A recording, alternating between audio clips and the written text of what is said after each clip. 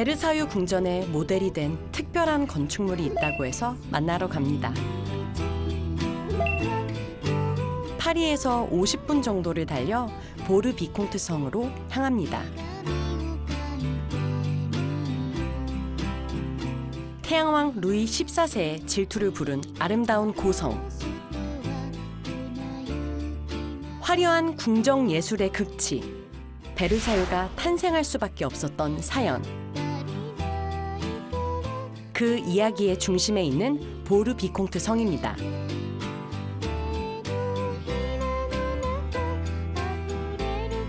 와, 이 성이 너무 아름다워서 루이 14세가 부러워했대요. 그래서 베르사유 궁전을 만들었다고 하거든요. 근데 정말 부러워할 만큼 너무 아름다워요. 이런 데 살면 얼마나 좋을까요, 진짜. Bonjour monsieur. Bonjour. Vous allez bien? Oui, et vous? 진짜 이곳에 사는 성주입니다. Parce que comme je dis à personne, on peut faire courir dans le jardin, faire plein de bêtises. C'est vraiment un super terrain de jeu. Mais il y a beaucoup de chambres là. Il y a une centaine de pièces. Ouais. 그렇다면 이 성을 만든 사람은 과연 누굴까요? Le ministre qui s'appelle Nicolas Fouquet, Oui. il avait 46 ans. Le roi Louis XIV était encore Fouquet, le ministre des Finances. Par son métier, par sa famille, il est déjà très riche. Il est très ambitieux. Et il décide de prendre les meilleurs artistes du moment. 성을 짓기 위해 건축과 장식, 조경 분야 모두 최고의 전문가를 고용한 푸케. 훗날 루이 14세의 명령으로 베르사유 궁전 건설까지 소환된 인물들입니다. 태양왕이 질투했던 성 투어를 시작합니다. 여기에서 결혼식도 한대요. 그리고 청혼을 하기 위해서 빌리기도 한대요. 근데 그런 거 할 때 헬기를 타고 내려오신대요. 와. 엄청난 재력가였던 푸케가 세 개의 마을을 사들여 완성한 시대의 걸작 속으로 들어갑니다. Vous êtes prêt à monter beaucoup d'escaliers? 다들 열심히 올라갈 준비를 하시고.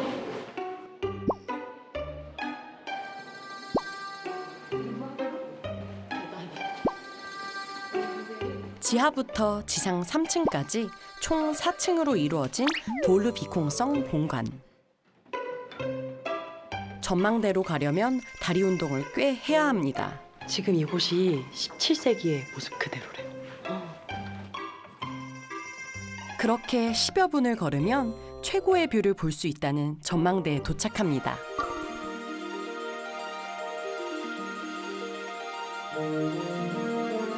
드디어 눈앞에 펼쳐진 보르 비콩성의 우아한 자태. 오마. 어머. 남쪽으로 끝없이 펼쳐진 인공정원, 역동성을 살린 기하학적 문양들이 탄성을 자아냅니다. 저 끝에 있는 동상이 헤라클레스라고 하거든요. 도금되어 있는. Et on dirait qu'elle est toute petite d'ici, mais en vérité, elle est très grande. Voilà. d'accord. Et son convoi pas ici, parce que quand le nôtre, du coup, a créé les jardins, Oui. il a créé plein d'effets trompe-l'œil, Oui. donc de arriver jusqu'à Hercule. Donc en vérité, il faut 45 minutes d'ici jusqu'à la statue tout là-bas. d'accord. 강력한 중앙 집권 국가였던 프랑스 정치 상황을 반영한 듯 사람을 압도하는 스케일.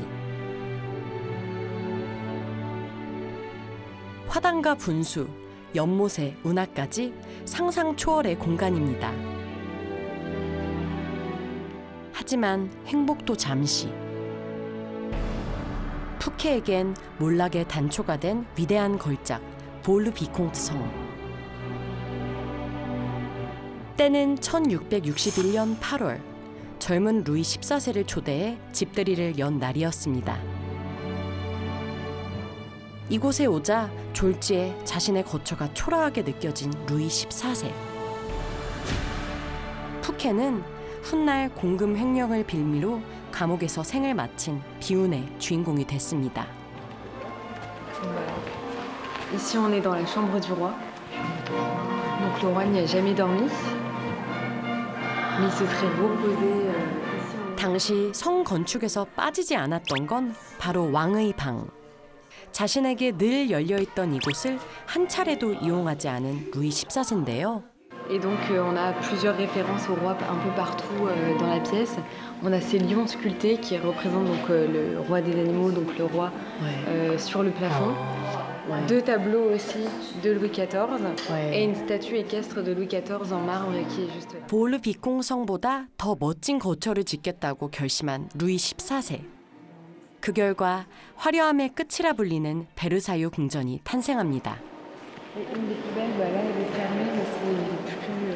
Et à l'origine, donc Charles Lebrun, qui a peint les décors du château, aurait dû peindre sa plus grande œuvre, s'appelait Nicolas Fouquet, donc a été arrêté avant la fin des travaux ici. Et donc il n'a pas pu achever son œuvre, et donc le plafond n'a jamais été peint. 세상에서 가장 아름다운 성을 짓고도 누리지 못했던 푸케. 미완성된 벽화가 그의 씁쓸함을 말해주는 것 같습니다. 너무 예쁘다. 애기들이 이렇게 예쁘게 옷 입고 있어. 옛날 복장으로 한껏 치장한 귀여운 가족. 마치 17세기로 돌아간 듯한 기분을 느끼게 합니다. Alors, ma femme, elle travaille au château de Versailles. Oui. Et donc, on est directement concerné par ce château, puisque comme c'est le château de Nicolas Fouquet et que voilà, tout démarre ici. Donc, du coup, voilà, on vient aux origines un petit peu de tout ce qui s'est passé au château de Versailles. Attention, c'est plus calme et plus apaisant ici. 300년 이상 된 고성에 왔으니 그 시대 기분을 만끽해봐야겠죠? 절로 귀족 부인이 된 기분입니다. 너무나도 아름다워 질투의 대상이었던 보르 비콩성. 프랑스인들의 자부심인 것만은 분명합니다. 이번에 향한 곳은 파리지엔느들의 주말 나들이 코스. 에트르타에서 몽생 미셸로 이어지는 노르망디 여행을 떠납니다.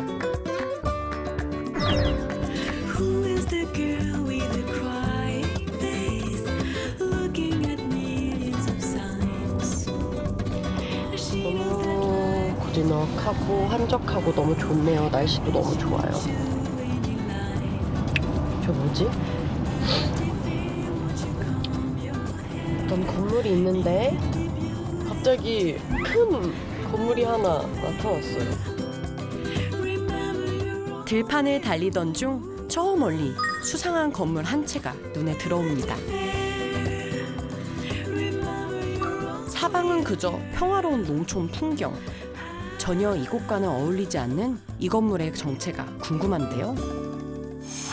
축사나 창고로 쓰기엔 고개가 갸우뚱해지는 곳. 가까이 가서 뭔지 알아봐야겠습니다. 저 이런 건물 처음 봐요. 이렇게 생긴 건물. 너무 좀 약간 으시시하기도 한데요.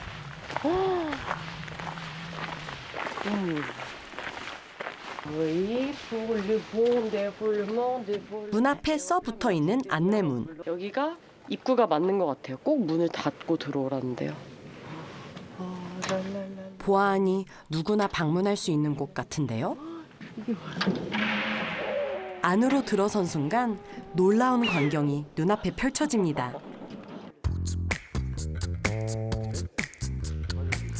풍선에 매달려 둥둥 떠다니는 사람들. 도대체 뭘 하는 걸까요?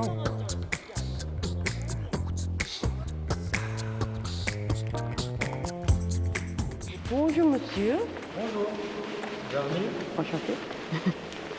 C'est quoi ces ballons? C'est... Bienvenue au hangar et Ouais. bienvenue devant l'aéroplume. Ouais. C'est une activité incroyable que je vais vous présenter et que vous allez découvrir.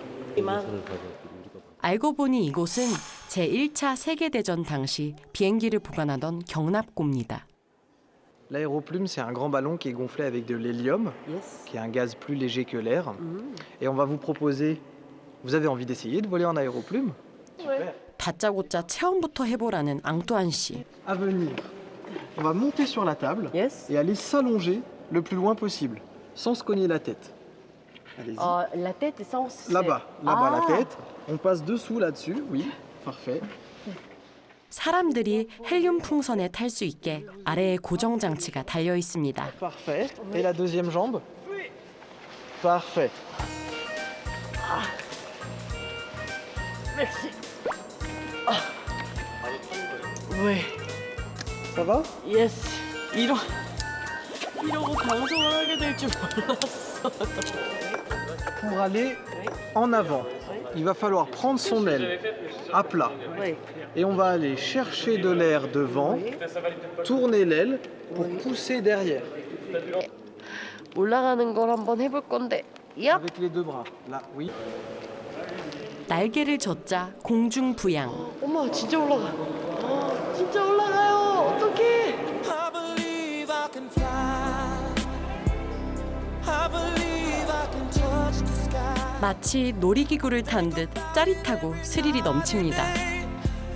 Spread my wings and 새가 된 기분일 줄 알았는데 큰 바다에 있는 고래가 된 기분이에요. see me running through 어디로 that 들어갈 수 open door. I believe I can 두려움을 내려놓으면 자유를 만끽하는 시간. She's 20 meters high and she's doing it very well. She's very calm and very quiet, so she can pilot the aéroplume. 저 갈게요. 안녕히 계세요. 저요 집에 가요. 네, 애들 봐야죠. 어머, 조금 무섭다. 가끔 무서워. 20여 분간의 비행.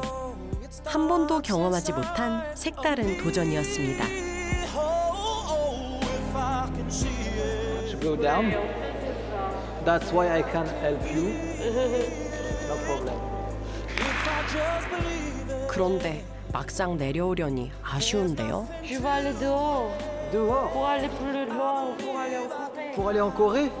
D'accord. 자, 한국으로 갑시다. 안녕. 잘 갈게요. 나는 갑니다. 한국으로. 가자. 왜 내려오지? 한국 가야 되는데. Vous pouvez lâcher les ailes si vous voulez. Vous pouvez lâcher les ailes.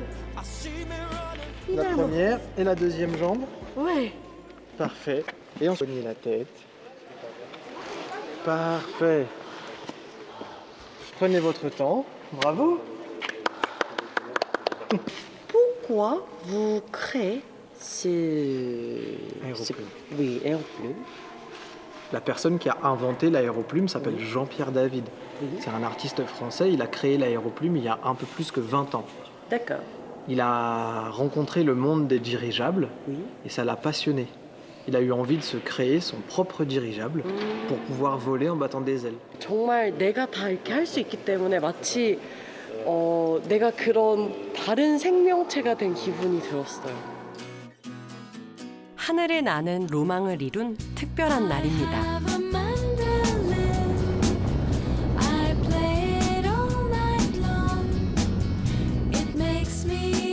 프랑스 북서부, 영국 해협과 맞닿아 있는 아름다운 해안 도시 에트르타에 도착합니다.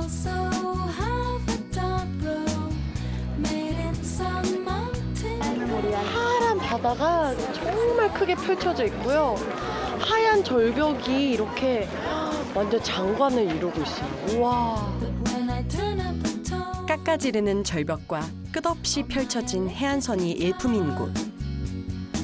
모네, 세잔 등 인상파 화가들이 특히나 사랑한 장소입니다.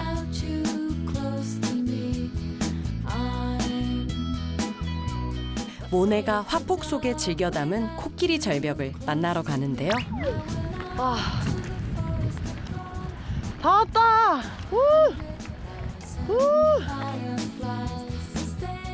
총 3마리의 코끼리 가족. 이 절벽에서 바라보니까 저기 엄마 코끼리 바위도 보이고 여기 아기 코끼리 바위도 보이고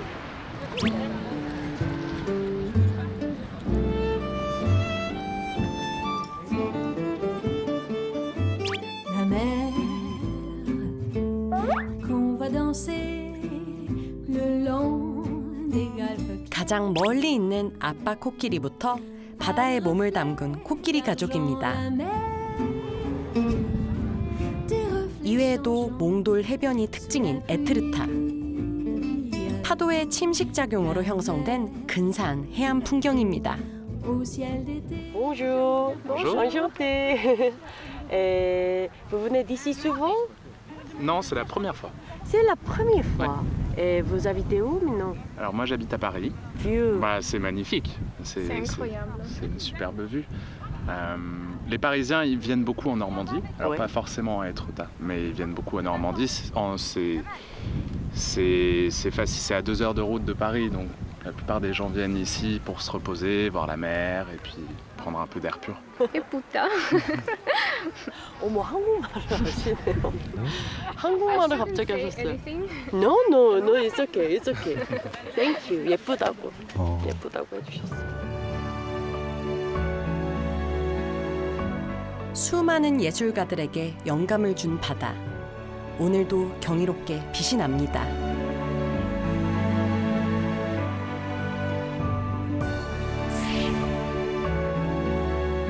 해안선을 따라가다 보면 1000년 이상의 역사를 가진 바다 위의 걸작. 바위섬에 일일이 돌을 쌓아 만든 신비의 수도원을 만납니다.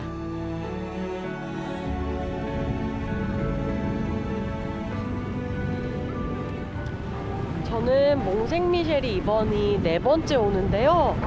이렇게 늦은 시간에 오는 건 처음이에요.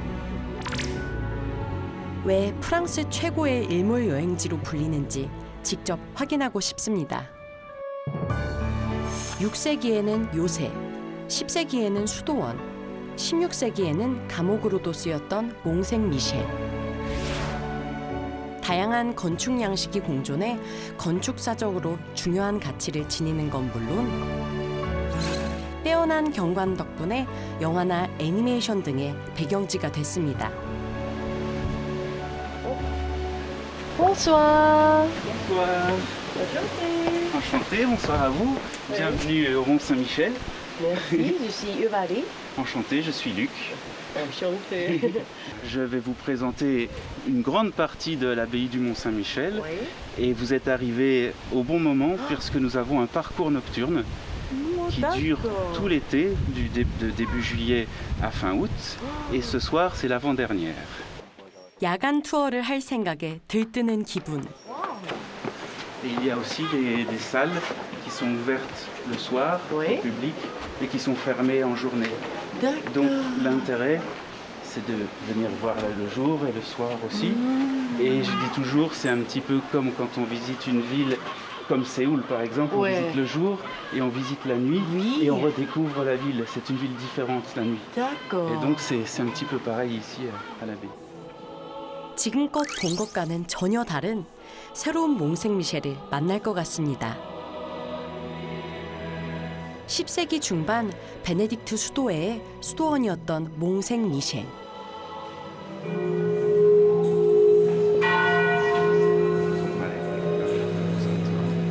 C'est pour l'ambiance. 당시의 엄격한 분위기가 온몸에 전해집니다. 낮에는 볼 수 없는 미공개 구역을 보여주신다는데요. C'est la roue. 수도사들의 생활상을 고스란히 알 수 있는 곳. 사방이 바다로 둘러싸인 이 외딴 섬으로 식자재나 생활용품을 공수한 도르래입니다.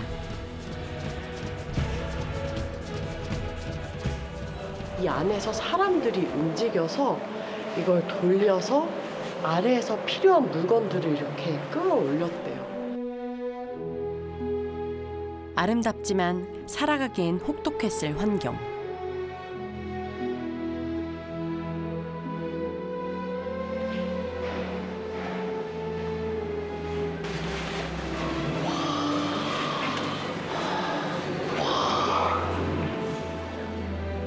이어서 등장한 엄청난 규모의 공간.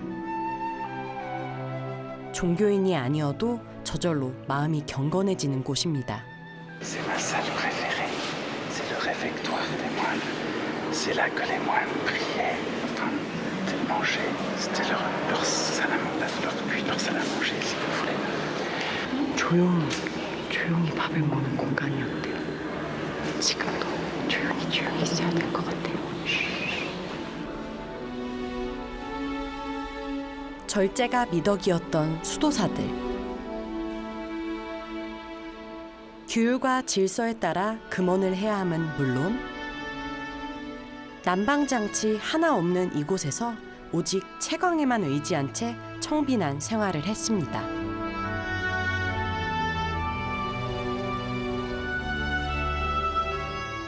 손님 한 명 한 명에게 합당한 대우를 하라는 수도의 가르침 아래 손님들을 대접했던 응접실. 누구와도 대화하지 않고 홀로 무건 수행을 하는 명상과 산책의 공간.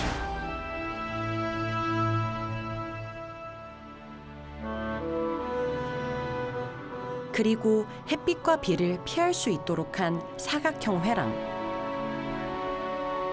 특히나 이곳은 가운데 작은 정원을 둬 마음을 편안하게 합니다. Et entre chaque colonne, vous voyez, les petites décorations sont différentes. Il n'y en a pas deux identiques, elles sont toutes différentes.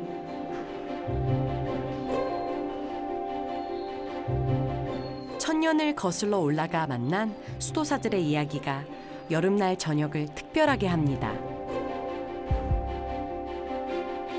노을빛에 물들어 고고하게 빛나는 몽생 미셸. 왠지 천년 전 수도사들의 모습을 떠올리게 합니다.